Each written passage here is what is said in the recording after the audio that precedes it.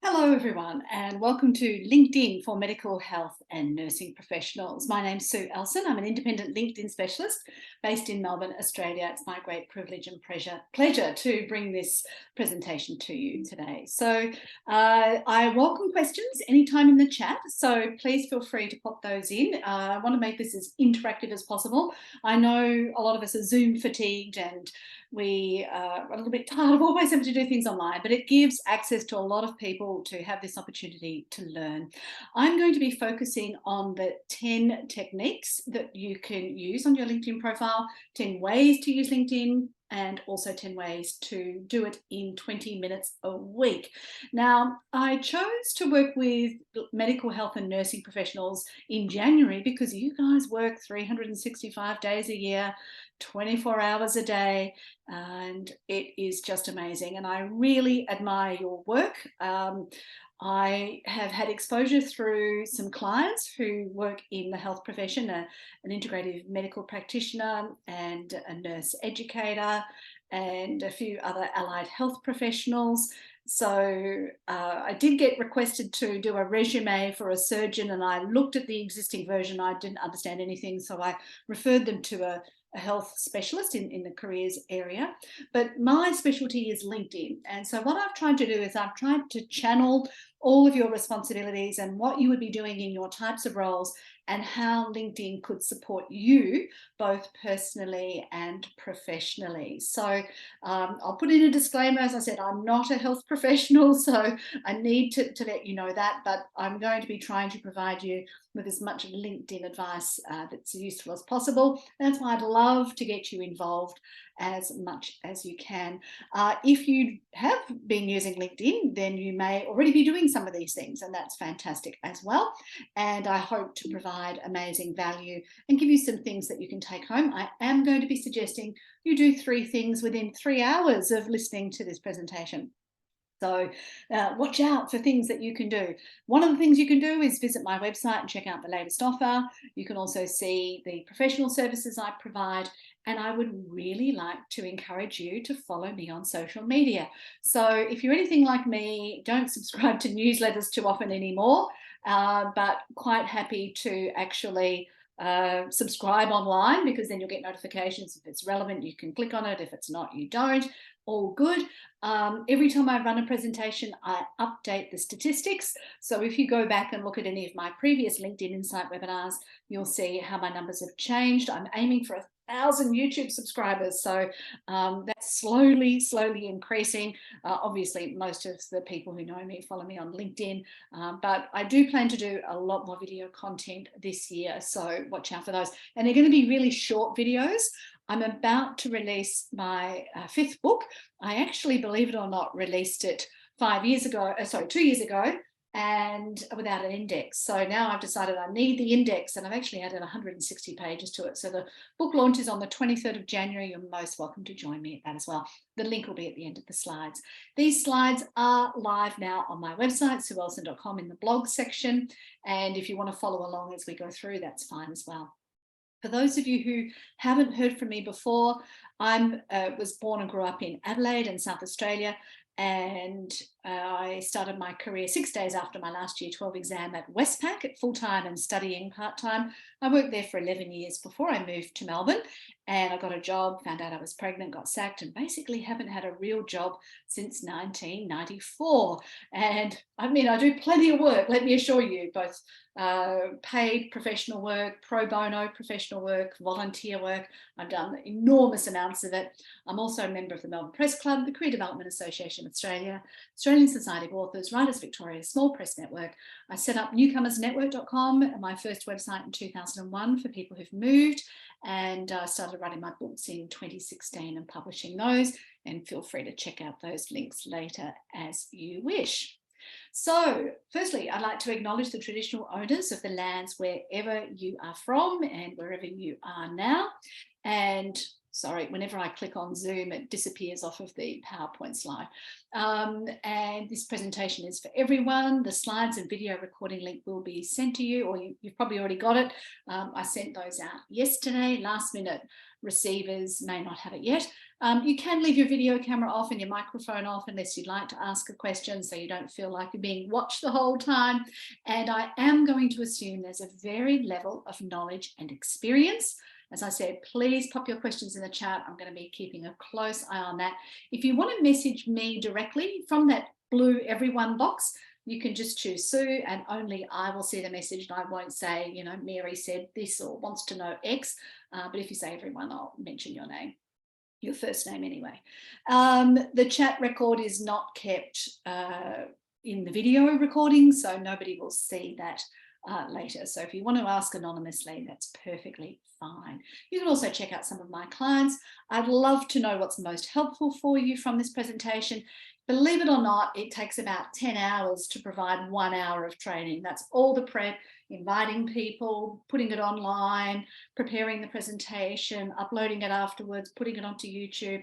It's actually a lot of work. I don't have a virtual assistant. So if you can find a way to say thank you, I would really appreciate it. So this presentation is specifically for medical health and nursing professionals. The suggestions and recommendations are based on my experience of being on the platform since 2003 and consulting on it since 2008. I'm going to be talking about job strategies, career strategies. I hope it's educational and informative, and I'm assuming that some of you are going to be in a clinical setting and others will be your own operations, or you might have nothing to do with it, you just wanted to learn more about LinkedIn. So if you can pop this information in the chat, it would be really helpful to me. So if you're in the medical field, just pop in an M, and then if you're working in a hospital, for example, put in an F. So MF would be your code for the chat. If you're in health and you've got your own little practice going, you can put H and E.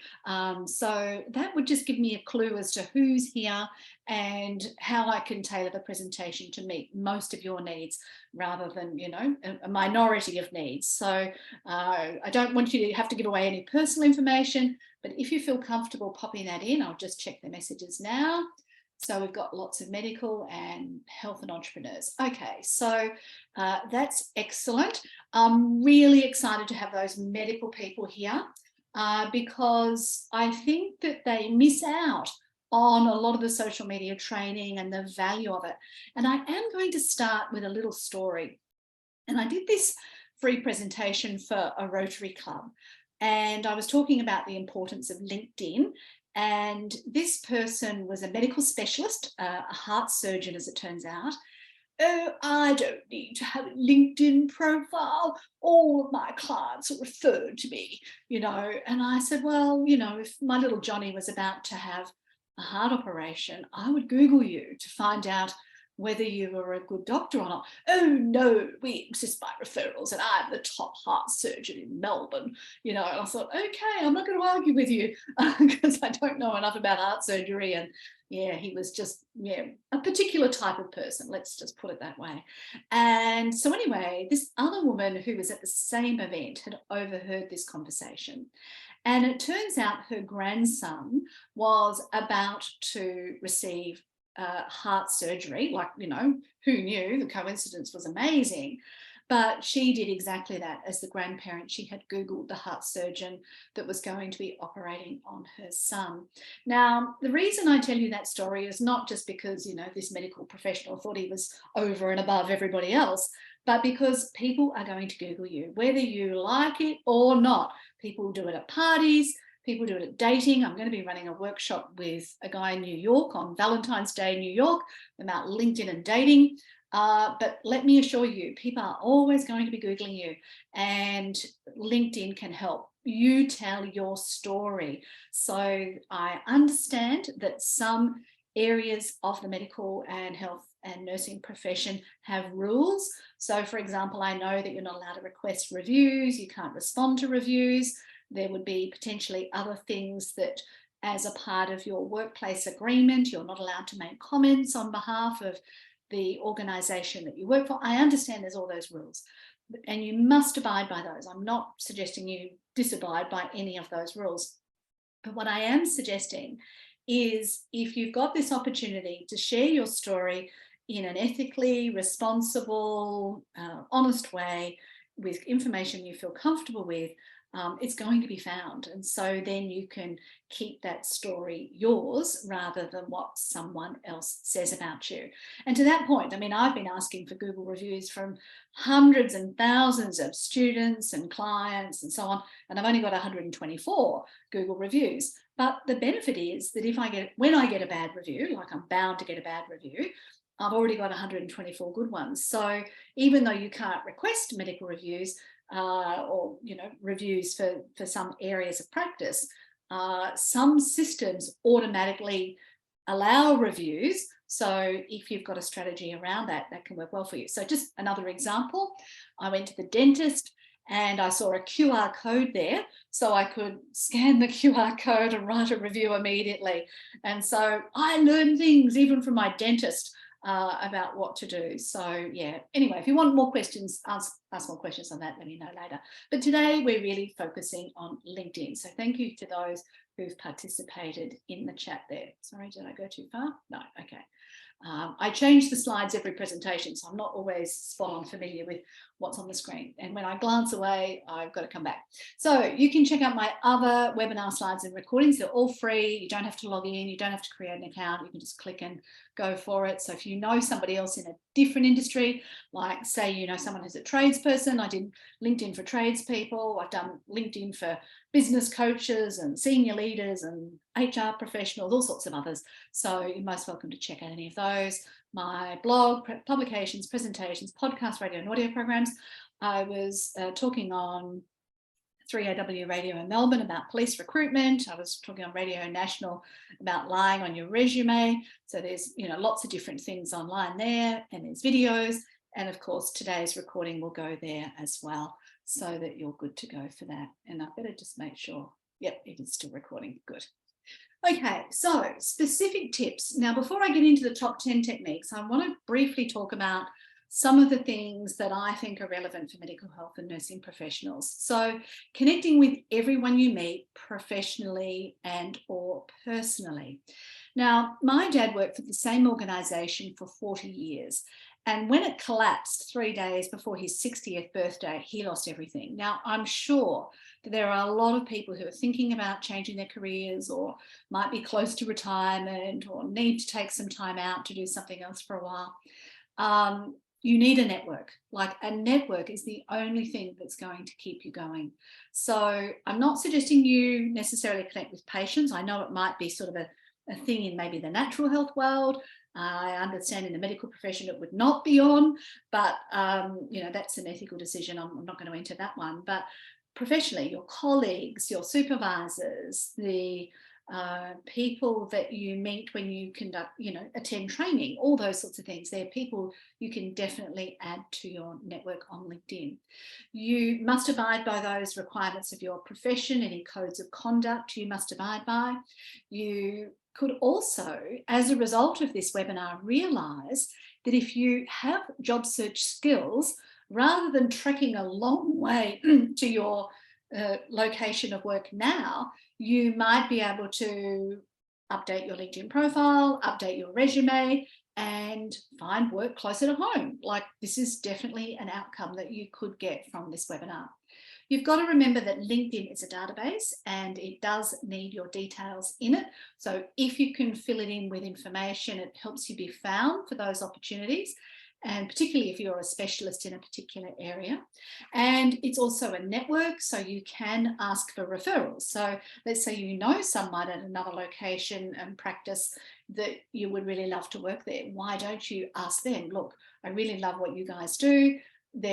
If there's ever any opportunities, can you please let me know? Or can you recommend somewhere else that's similar to the way that you operate? And that could work well for you. Now, I know that sales is considered awful, and you've got to remember I'm just, you know, a nice big country town girl from Adelaide originally. So no, I'm not a boaster or a bragger, or you don't find selfies of me on Instagram. But I do tell my professional story online. So you won't see pictures of my children. You won't even probably be able to work out who my children are, which is great as far as I'm concerned. But you've got to tell your story if you want to attract those opportunities, and also be considered for promotion, because sometimes if people Google you and they find nothing, they say, well, this person's a bit of a Luddite. Whereas if they Google you and they find good details, then that can help you as well. As I said in that little story before, your prospective patients and clients may Google you. It's different to other social media. This is not TikTok. This is not Facebook. It is a professional environment, and you can click the notification bell and start receiving notifications from people locally and internationally who would be of interest to you. And that can keep your level of expertise continuously increasing. There's also short courses you can do on there for free if you have a local library card in Australia. I'll talk more about that later. And you can also mention your other languages, because obviously here in Australia we're very multicultural, so having people know that you can speak multiple languages is fantastic. And you can also help people like me who have no clue what, things happen and we don't understand it. I mean, if you could tell that story on your LinkedIn profile, that would be so amazing. So I'm going to tell you another quick story about a nurse educator I've been working with for many, many years. So she teaches people how to become a nurse at an educational facility here in Melbourne. And she's been doing it for a very long time. And I've kept in touch with her on an ongoing basis. And on the week, I see her fairly frequently. On Monday, I was working with her and she was looking to write something for her website blog, and she prepared something and we talked about it. And it was great. It was talking about being aspirational, being who you are, following your vocation. So many people who are in medical health and nursing, a vocation is something that they don't really choose. It's just like how they were born, and it's just oozes out of their body, But when she starts off the nursing course, she asks people why they were interested in nursing. Now, to me, that was way more interesting. Why do people want to be a nurse? Than just telling me I should go for my dreams kind of thing, which I've heard 150 times before. So the next article we're going to talk about is, why do people want to become nurses? What motivates them? And then when they do, how does that impact their nursing capacity? So yeah, if you guys can tell your story, let me tell you, we would love to hear it. We don't realize that something we're doing is really aggravating to you. Like my mother was saying that when she goes to the doctor with my dad doesn't understand what's going on, and she would like to be able to record the consultations so that then they can work it out later. Now, of course, you're not allowed to record medical appointments, but, is there a way we can increase these opportunities for communication? I just love to see that. Anyway, I'll get off my soapbox now. I'm passionate about helping people understand one another. It really is important to me, and I feel that LinkedIn's a tool that can definitely help people with that process. So you might be thinking, well, Sue, you're rabbiting on. What on earth? Why would we consider LinkedIn? Well, you're going to be Googled, and by friends, family, colleagues. If you're going for a job interview, you're going to be Googled by 75% of people before the interview and 95% before they offer the job. So it's just a fact of life. I'm also encouraging people to create their own website. You might think, what, I just do this job, that's it. Well, if you're an entrepreneur, you definitely need your own name website. But even if you're not, it's a way to tell your story. And you can create a free one-page website at business.google.com, and the link to the instructions are there. In terms of platforms, there's 875 million members worldwide on LinkedIn, which is pretty exciting. Over 17 million in Australia. There's only 26 million in Australia anyway, but the fact that 17 million of them are on LinkedIn is impressive. And the rather really interesting statistic for Australia is 59% are aged between 25 and 34, and that gives me great confidence for the future.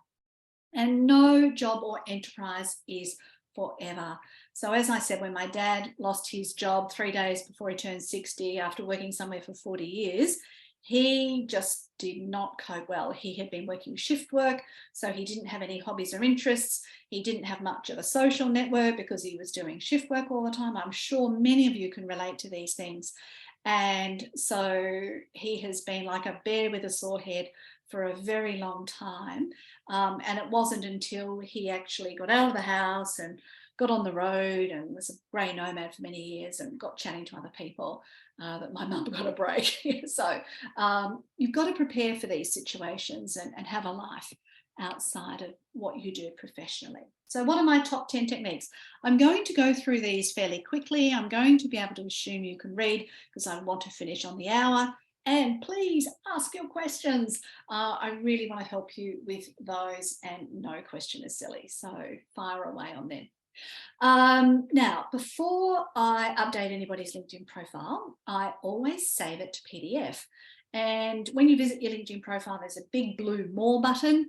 You just press on that and you can save it. So that means all your hard work that you've typed into your LinkedIn profile will stay there. Now, your headline I'm going to talk about in detail. I'd love you to talk about your achievements and or impacts. Obviously, you can't go with particular case studies of clients or patients, whatever, but yeah, talk to those things. You know, we'd love to hear it. Now, if you said, I'm the best heart surgeon in Melbourne, like this guy did at the Rotary event, well, I wouldn't recommend that, but you could say, I have been practicing heart surgeon for X number of years and have 74 referral doctors, I don't know, whatever it is. So that sort of information would be fine. Review your skills and make sure that your top skills have the most votes and the key locations. So let's say you're coming to this event because you're really thinking of leaving or changing careers.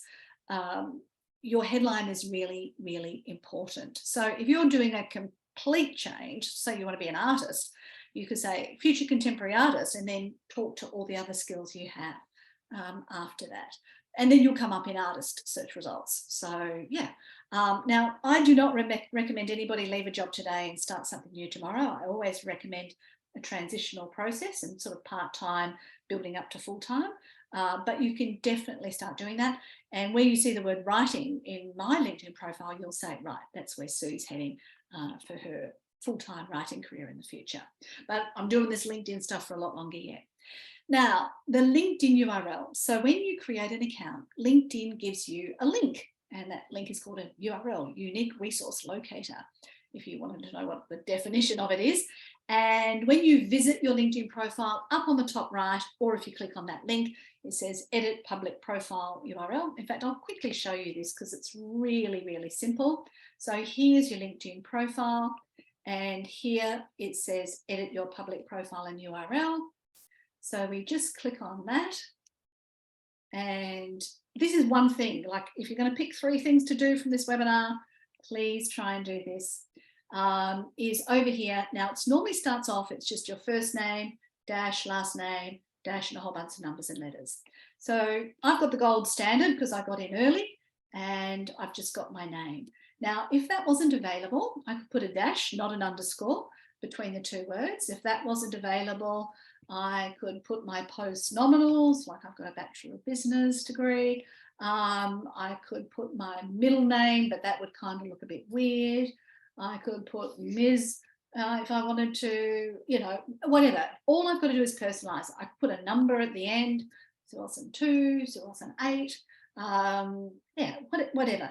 And then you just save it. Now, what that does is it looks much better when you copy paste it into your resume or curriculum vitae, when you put it on your website, wherever you put it. But the other amazing thing that it does is it optimizes your name in Google search results. So that means if somebody Googles me, I'm much more likely to be found via my LinkedIn profile rather than something else that somebody else wrote.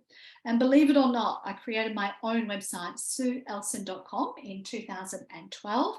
And believe it or not, it took 6 months to beat my LinkedIn profile in Google search results. So that little task there is really important, and it means your LinkedIn profile is going to come up, you know, on that first page of search results.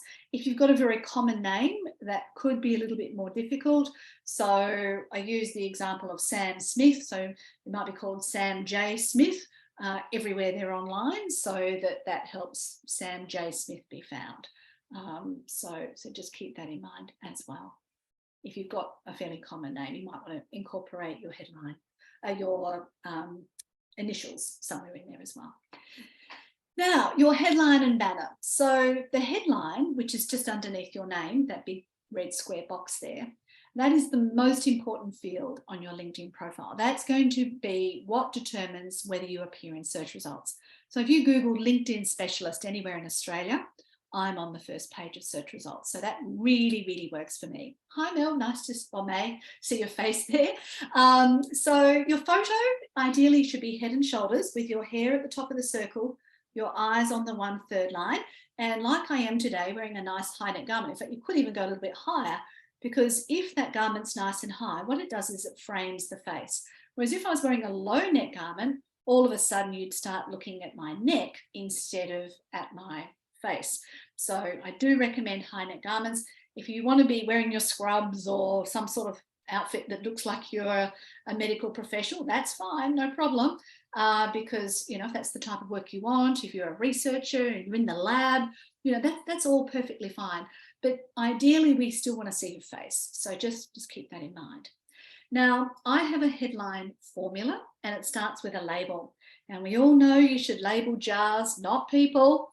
But what happens when people meet you is they ask you that most terrible question, and what do you do, Sue? You know, and I really hate that question because I do lots of different things, but everybody wants an answer. So if I said to them, I'm a plumber, they would say, I get it, right?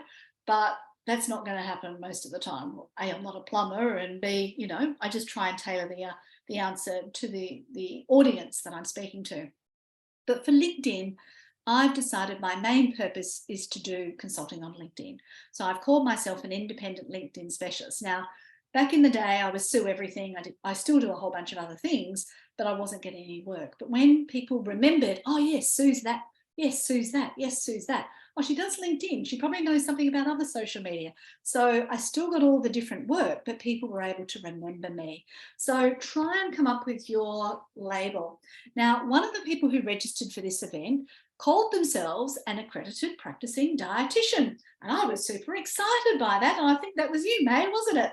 No, somebody else. But anyway, I thought that was a fabulous label to have, because I'm feeling very confident about going to this dietitian now, because they're accredited and they're practicing. Like, that makes me feel very confident.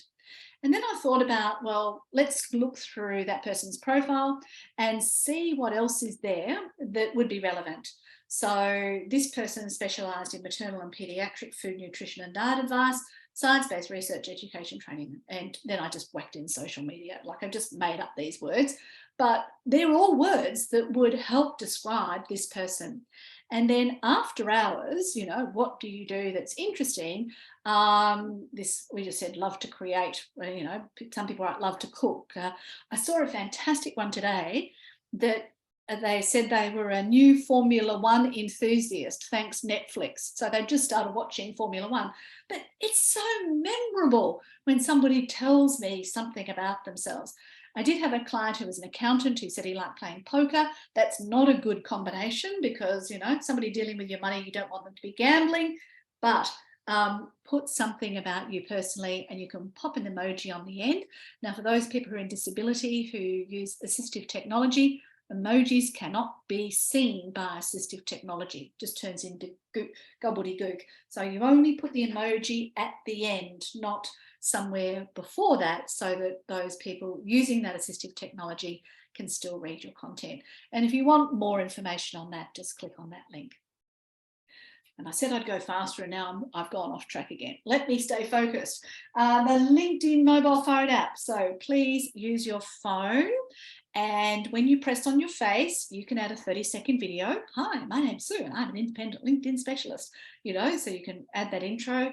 You can also see next to my name there, I've got a little audio pronunciation. So some people don't know how to pronounce your name. That can be really, really helpful to them. And in this other section here, you can see that you can put in your major link. So if you're one of those entrepreneurs, you can put it to your services page, or, you know, if you're selling products, or I don't know, whatever it is, you can put that featured link there. And then if you've also filled out the section called providing services, you can actually add a whole bunch of images in there as well. You don't need your mobile phone for that, but I just wanted to highlight that from that screen. They're all things you can add to your LinkedIn profile and tell your story in a much more interesting way. Now, there are heaps of people you can connect with. I'll let you read those on your own. If you're trying to find a long lost friend, you can use something called Google Advanced Search, because you might not find them on LinkedIn or Facebook, but because you're not connected to somebody who knows them. But if you do a Google Advanced Search, you can search the entire LinkedIn database without necessarily being connected to them at all. So that could be very helpful to you. Now, a lot of you will be in professional associations or unions, and it is a really good idea to see if they have a presence on LinkedIn and follow them. And if you don't know what the professional association is for your specialty areas, then you can look up myfuture.edu.au, and when you look up the job title, you can see the industry websites associated with that job title. So that can give you clues as to the organisations you could become a member of. Now, if you joined these when you were still a student, it's much cheaper for the first year. So maybe you could start a course, join as a student, save the money on the membership by being a student to begin with. But I really, really value being a part of professional associations. Do I necessarily get my $300 of value per year out of the subscription? Sometimes yes, most times no. But I still wish to support those professional associations because they do a lot of work behind the scenes that is unpaid and unrecognised, and I think we should be a member. Like, it's a tax deduction, like, please do it, and please showcase it on your LinkedIn profile. Now, once you've got your LinkedIn profile filled in, and if you're going to update it, it can take up to 10 hours to do that. So it's not for the faint-hearted, but so worth it, because once it's done, you don't have to do it again. You just update each new job you have. But the next part is, how are you going to use it? Now, most people only go to their LinkedIn profile when they're desperate for a job because they've had another argument with a boss or somebody or another, and they just say, oh, that's it, I'm out, you know. So that's not the time to update your LinkedIn profile. For a start, you're probably very angry, but you do need to maintain your network. Now, as I said before, maximum of 20 minutes a week. You could probably do it in 20 minutes a month. I mean, you don't really need to do a lot. But what you would do in that time is you would look at the content in the newsfeed, and you might do a couple of likes and comments. You might connect with a few of the people you've met. You might endorse them for some of their skills or write a recommendation for someone. Then you might get to the next stage where you decide, look, I found this really great article on best practice in X, and I'm going to share it. So that's curating. And then you might get to the stage where, you know what, I've got a view on this topic and I want to share it with the world. And then you'll create content, which is super exciting. Now, always keep a copy of the content you create. I spent 3 days in January a few years ago answering questions on Quora.com, and apparently I wasn't abiding by their LinkedIn agreement, their user agreement, and they deleted 160 answers to questions. Like, I was devastated. I thought, I spent 3 days answering questions and you just deleted them all. And I think it was by a competitor of mine. Anyway, not to worry. I learned my lesson. So if you want to keep a record of your content, please email it to yourself, or, you know, print it up or whatever. And then if you want more details on that, click on the link. Now, if you are a practitioner in your own right, whether you have a business page as well as your own name page is up to you.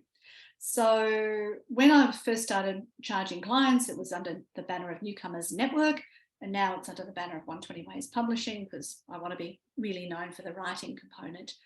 But what I've done is I've created a LinkedIn company page just for my name. So if you are a specialist in a particular area, I really encourage you to have a page as well as a profile, because when you have a page, everything you put on your profile, you can also put on your page, but it keeps a record of everything in the one spot. And as you can see, I've already got over 600 followers on my company page as well.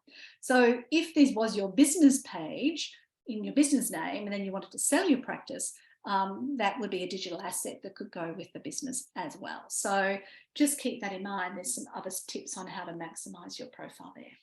Now, there are some settings that I do recommend. One of them is to turn off people also view. So what we don't want to happen is someone visit your LinkedIn profile, say, people who looked at you, looked at Mary, Bob, Joan, Richard, whatever, because they're your competitors. So you just turn that setting off via that link. You can turn off autoplay videos. You can hide your profile. Say you just want to lie on a beach for 6 months. Nothing wrong with that. You might want to completely hibernate your LinkedIn profile so nobody can see you for 6 months. And you could also turn on creator mode. So if getting your message out there, there's a woman called Jennifer Jeffries who keeps popping up all over my social media, who's a naturopath, and she's always sharing content. So she could definitely turn on creator mode if she wanted to, because that helps your content go further. And then there's your statistics. So if you want to know, look, is what Sue telling me the truth? What you can do is you can get a record of your stats now, and then you can do all these updates, and then you can check your statistics again in 6 weeks or 3 months, and you can see how they've changed. Now, somebody at Deakin University here in Melbourne listened to a presentation I did in December, and he's already noticed about a 40% increase in his views and a 50% increase in his appearances in search results. And that was only, less than a month ago. So I'm here to tell you these suggestions work, and you can prove it by taking your statistics today, making the changes, and then checking your statistics again later. So how can you use LinkedIn? Well, your engagement ratio is important. So if you create a LinkedIn profile and only ever go there saying, give me a job, give me a job, give me a job, or sharing your story and not listening to anybody else, then your content won't go very far. So you can't just be, I'm changing the world and all I'm going to do is shout from the rooftops this topic. That's not going to work. You've actually got to engage with others. So I was super excited because only yesterday, I'm part of a LinkedIn mastermind group of experts around the world. We're in a little LinkedIn messaging group, and they told me that the head of product design at LinkedIn was looking for feedback. So I went in and I put in the feedback. I was so excited. I'm talking directly to LinkedIn. And then someone from LinkedIn looked at my LinkedIn profile. So then I got and wrote, another piece to him. So now, I've been able to share my suggestions on how LinkedIn could be improved directly to the product team. And I wouldn't have got there if I wasn't engaging with content. If I just tried to find somebody and message directly, that wouldn't have worked. But by engaging, it one thing led to another thing, and it was super cool.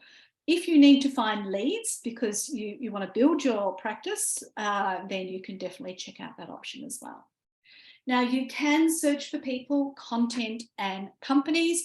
So if I wanted to, I could search for a heart surgeon. I could do my research beforehand and say to my doctor, this is the heart surgeon that, sounds pretty good, or at least they've got a good digital presence. I mean, that's something, I guess. You can then connect, engage, and follow. You can do all those sorts of things afterwards. But there's some quite extensive searches within the LinkedIn platform. So as soon as you type in something in that search box, all these other choices come up. So, and then you can filter it again there. But as I said, I also love the Google Advanced Search because you can search the entire LinkedIn database. So if I went heart surgeon and Melbourne, and I said the site linkedin.com, then it would show me all the heart surgeons who were in Melbourne on LinkedIn. So yeah, and I suspect a lot of them are not, because the medical profession and health and nursing is very similar to the media. They don't believe this is a good social media platform. They don't believe they need social media a lot of the time. Well, the journalists want to be on Twitter, but I actually saw a tweet 2 days ago from someone who says, oh no, I'm not going on LinkedIn, no value there. Well, you should have seen the flack that woman copped. It was pretty bad. I don't like Twitter. It's angry there. I can't cope on LinkedIn. LinkedIn's much nicer and quieter and civilized, whereas Twitter is this, wild west where people can be vicious. So yeah, I much prefer LinkedIn. Now, there are lots of different things that you can do on LinkedIn. So if you do decide to go down the content path and share your amazing message respectfully, ethically, responsibly, you can do it in multiple ways. And if you choose to do video, there is auto transcription available now. But as a general rule, I put all of my video on YouTube as well, because YouTube means there's a permanent record, where when it's on video on LinkedIn, it disappears through the news feed, and within 12 months, nobody can find it. So I put all my videos on YouTube first, then I edit the subtitles in YouTube and I download them so that when I upload the video into LinkedIn, I can upload the video and the subtitles, and anybody using assistive technology can read it. But also anybody who doesn't want to have the sound on because they're checking it at work, they can still read all the text on the screen. So yeah, there's a couple of steps. So if you do decide to go down that content path, there's a couple of extra links there for you. I do recommend that you update your profile at least once a year. So January sounds like a good time to do that. So please, consider that option. I met this amazing guy when I was teaching, and he was an illusionist. Now I realise that's got nothing to do with the medical profession, but it turns out everybody used to ask him, "And why did you become an illusionist, Mark?" And everybody wanted to know the backstory. Well, it turns out he was originally a Qantas airline pilot, and he had hurt his back. So he actually had no choice. He had to change careers. But you can imagine, for somebody who had to give up something he had loved, and having to tell that story over and over and over again is not nice. Whereas Figure said, "Oh, just check out my LinkedIn profile. You'll see everything you need to know." They could have just gone there, read the story, and he wouldn't have to be re-triggered, re-traumatized every time he said it. And people would just come to him. And what he's also been able to do, he's been able to describe the transferable skills he got from being a pilot to being a magician and illusionist. He has to know the audience, he has to take care of their needs, he has to keep everyone safe. There's all these things. He has to be on time, he has to schedule. All this stuff that he learned as a pilot, he could actually transfer over into another career. Now, the next thing I said was, please connect with everyone. And you're thinking, yeah, well, I'm not connecting with patients. And yeah, that's fine. You don't have to. But there's lots of other people you meet, casuals who come in, whatever. And you never know when they may need you, or you may need them. And what you can do on your mobile phone is you can, via the LinkedIn app, you can press in the search box. There's a little, just press in the search box. There's nothing there, like it doesn't tell you there's going to be something there. You just press in the search box. And then what happens is there'll be these little dots that appear on the screen. And then you press scan, and then your QR code will come up, and the other person, you and the other person both turn the camera on your device, and then they will scan the QR code. We've all had plenty of practice at that. And then when their profile comes up, there'll be a big blue button which says follow or connect, but you ignore that. You go over to these three little dots, and you then choose personalize invite.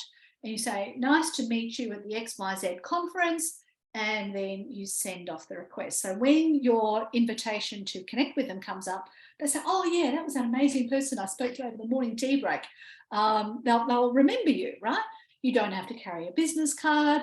You don't have to go into chapter and verse about, typing an email address or texting each other phone numbers or anything. You just, scan the code. It's no touch. It's hygienic. Lots of good reasons to do that. So this was really good when I ran the webinar in December. I said, over Christmas, connect with all your family on LinkedIn. And like if you're a student, connect with all your friends at the educational facility, connect to their parents who may be able to give referrals, just connect to everybody. You can have 30,000 connections, so you're probably not going to run out as a general rule over the span of your life. You can have an unlimited number of followers, so yeah, just keep that in mind. Now, I read a really great piece on LinkedIn just this morning, because one of the big words is being authentic. Like, how often have we heard the word be authentic? And I definitely want to live authentically in 2023. However, what this article was saying is you've got to be intentional. So yes, it's fine for me to be authentic and to tell the truth and be friendly and professional, all the things I've done before. But what is my goal? What do I want to happen? Do I want to appear on television more often? Do I want to get more people using LinkedIn? Do I want to sell books? Like, what is my reason for being here? I've got to be thinking about what my intention is as well. So you can put on open to providing services as well as, job search strategies. You must abide by any social media policy of the organisation where you work. Now, technically, they should have given you a copy of this when you started there. Most people don't even know where to find it. If you go back to work and say, what is our social media policy? It'll be interesting to read it, but yeah, keep that in mind. And if you are going to leave your job, there are some steps I recommend before you quit. There's a really great story in there about somebody who worked for the Department of Defence and really wanted to get out. So feel free to read that. And also, if you've got to let someone go, there's some things that you can do to ease that transition. I have been let go, obviously, when I was pregnant and a few other times as well.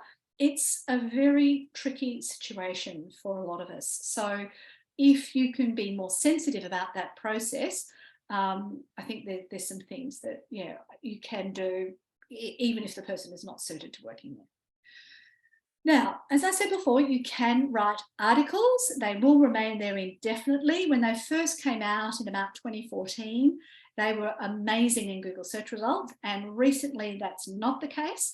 So that's why I still recommend that you publish content on your own website.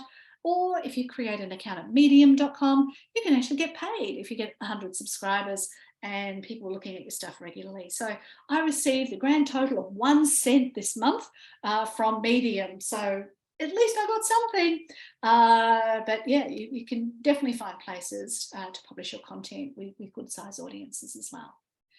Now, if you are in your business, so this is for the entrepreneurs in this webinar, the only thing you own is your website. Now, when the Google robot comes in and looks at your website, it needs to know that it's been updated, that you've add content regularly, that it meets all their requirements, that you've got an About Us page, you've got a Contact Us page, wants to know all those things.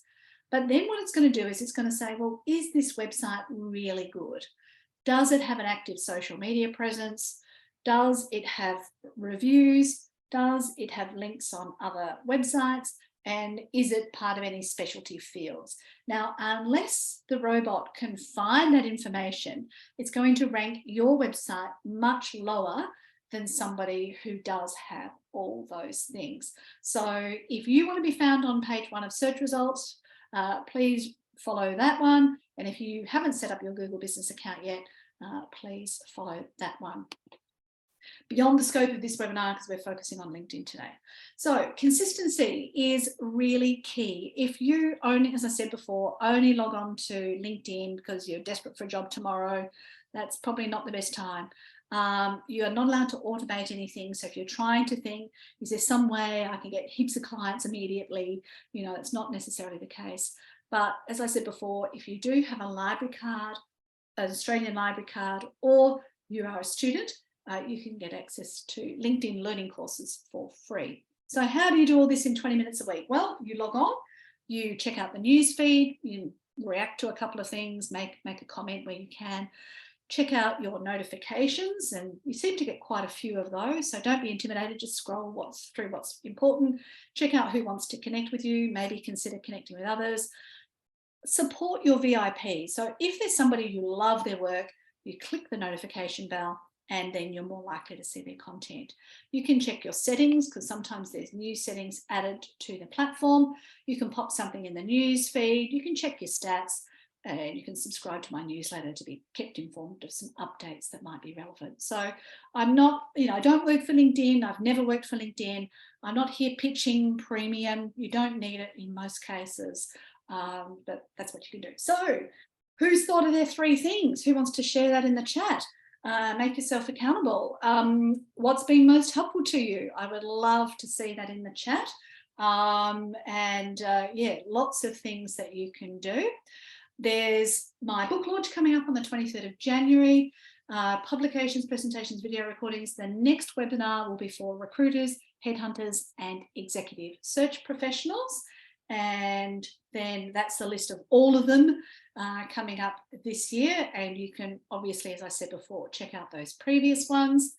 And don't forget, you can download my first 4 books free of charge. Thank you for the thank yous coming in. That's very much appreciated as well. And don't forget, I'll pop the links in the chat again. You can follow me on social media.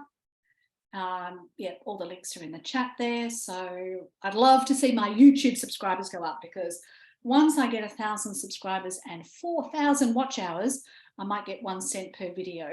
So yeah, I'm aiming for that in the future. Some of these videos are quite long, but the future content I'm putting up is going to be really short form stuff. Now, how to say thank you? Well, pop a comment in the chat. That's always helpful. You can connect on LinkedIn and do a vote for one of my skills.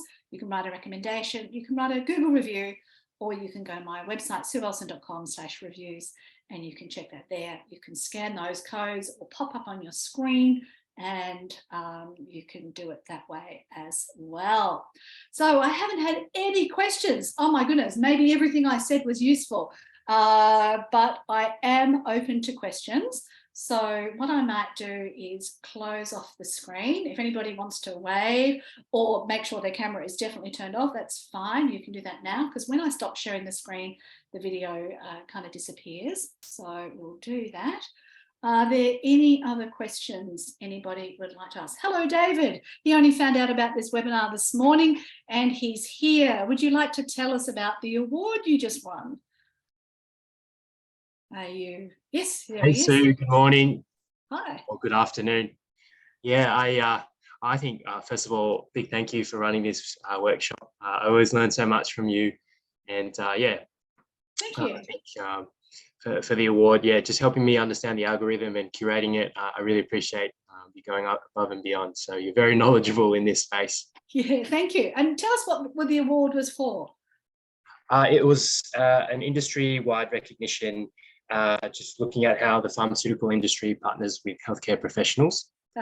And so, yeah, we're just trying to foster, I guess, more collaboration between pharmaceutical industry and healthcare professionals. So, That's yeah, it was nice to get that recognition. And tell the gathered audience about your recent trip to the Ukraine, because that was a really interesting story as well. Yeah, you got a great memory. Yeah, so I think, living in Australia, we're very privileged. We've got beautiful weather. We're very safe. We're kind of geographically blessed because we're away from everything. So yeah, I spent some time as a volunteer pharmacist over in Poland. They've taken on a record number of Ukrainian refugees. And I think I saw more tragedy in this period of a week than I will in an entire lifetime. So it's a super eye-opening experience. And yeah, coming home just puts a lot of things into perspective. If the train's 5 minutes late, it's okay. There's bigger problems in the world. Yeah, and I was pretty impressed by that comment you made in your post where you realised you could set a whole pharmacy up from a suitcase. Yeah, that was really impressive. Yeah. Well, let's hope that you never have to see that much tragedy again. But what a great thing to gain an insight from. So yeah, thank you for sharing, and especially on the spot like that. No problems. Yeah, thank you. Any questions left, or will I leave you all to do your 3 things in the next 3 hours? I think lots to think about, Sue. Thank you. I don't have any questions, but I do have to review your slides and start working through all of it. There's lots to do. So thanks. Yeah, well, look, it's a start. And what's going to happen is, as a career development practitioner, there's many ways that we can help people choose what they do. Some people do assessments. I like a mind map process. But I honestly believe one of the best things is to simply write up what you've done up until now.